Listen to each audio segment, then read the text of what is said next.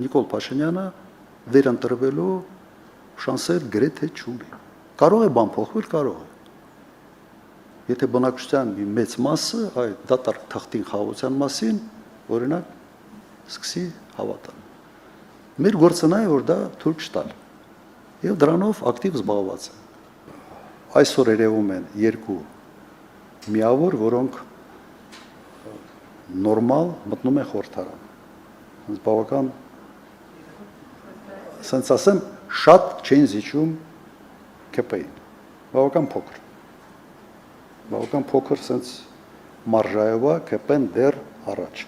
բայց միասին այդ երկու միավորը արդեն շեշտակի ավել են, քան Մեկը դուք եք, մեկը Հայաստան դաշինքն է, մյուսը Սամվել Կարապետյանի ստեղծվող կուսակցությունը։ Կլինի երրորդը, ես շատ կուզենամ, որ նաև լինի երրորդը։